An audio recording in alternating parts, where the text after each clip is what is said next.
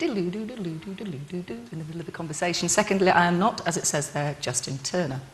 I am Joanna Berry. I promise. Justin is moderating the final session this afternoon, in which Paul Asensio is involved, and you will notice that Paul is not Brian Adcock, so there are a couple of slight errata there, but Brian unfortunately wasn't able to make it, and Paul has very ably stepped into his shoes.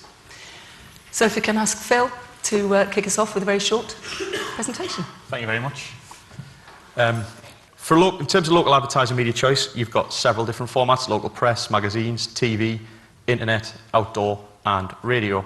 Obviously I'm going to tell you why radio is the best. The big change in the media landscape recently has been the rise of the internet. Brian and I were eulogising over this before, and as you can see, Brian told me it's going to rise 20% year on year till at least 2012 apparently.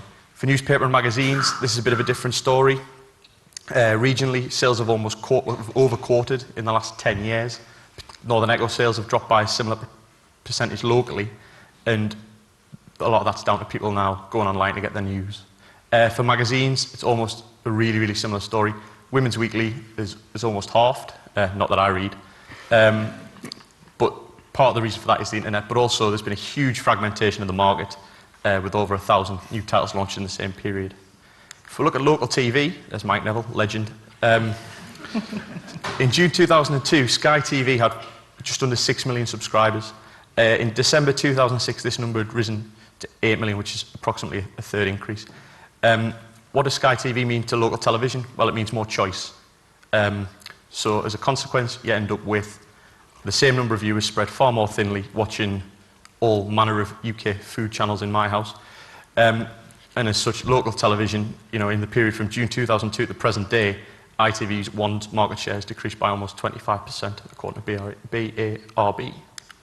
Outdoor media, very difficult to get statistics on, and I'm being rushed for time.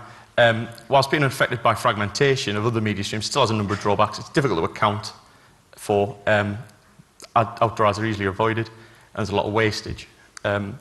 Radio listening has increased nationally, up 4%, 45 million households, which is about 99% of the available UK households. We think it's because radio and the internet are so compatible. 71% of broadband users listen to radio via online in the past week. People listen to radio at key times of day, so we can deliver key selling messages at the right time of day, particularly when your business is open. And people trust radio. It's the most trusted of all the mediums. Really, really important statistic when 40% of people don't believe what they read in newspapers. And people tolerate our ads better. Radio ads, people tend not to channel hop, as opposed to papers, where it's just turn of the page, that kind of thing. Next slide. Radio's emotive, theatre of the mind, concept massive. The book is always better than the movie, as they say. So, in summary, have the next slide, please. Thank you. The strengths of radio are it's intrusive, it's part of people's lives, it goes where we go. It's a really emotive medium with the theatre of the mind concept. It's trusted and viewed as a friend. It's low ad avoidance, it's accessible, it's immediate in real time. Most importantly, it works. Thank you very much. Thank you. Thank you very much indeed. Paul, not Brian. I'm sorry about that. Oh, He's swapping. Sorry, Brian. It's all Nice. It's all right. Sarah, can I ask you to kick off, please? Certainly. Well, I'll tell you how it really is. Okay. Why PR provides the greatest return on investment? Well, first off, it's highly targeted, it's effective, and it's credible because it's not the hard sell.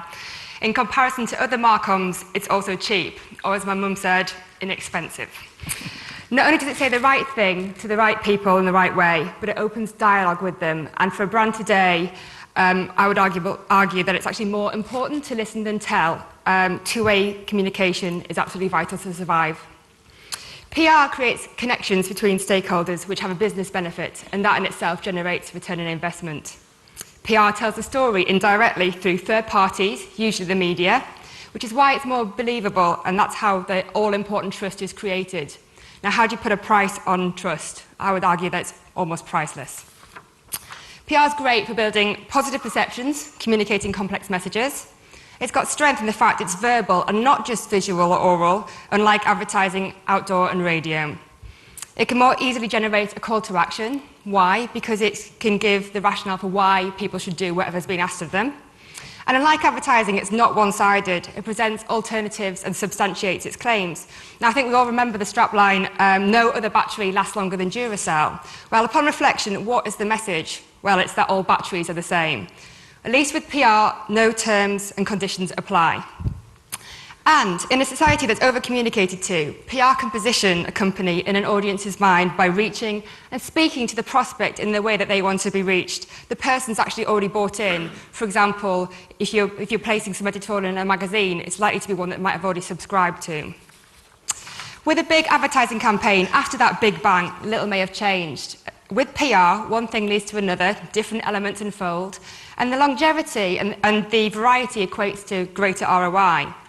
It can create a slow burn, build excitement, build awareness, and that's something for other disciplines to do. And in fact, arguably, PR should be used first to launch a brand, position it in people's minds, and then advertising should kick in rather than it being the other way around. Other marcoms reach everyone. PR reaches somebody, i.e. the person that counts, which is why it's more valuable. And PR incorporates and complements the other marketing disciplines. So one campaign can easily include online, direct marketing, research, lobbying, event management, community relations, advertorials, and if that's the case, why use the others? Stick with PR. Nearly finished.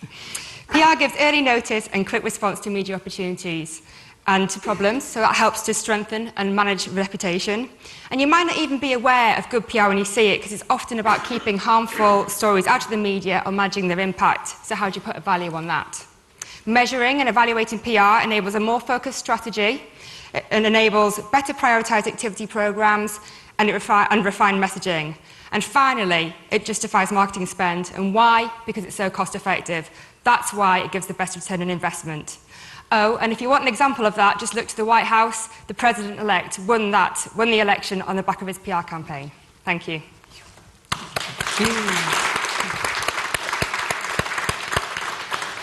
Brian. Paul. Right. Notice when these two here spoke about how the other marcoms didn't work well, they never mentioned online. It's because online works.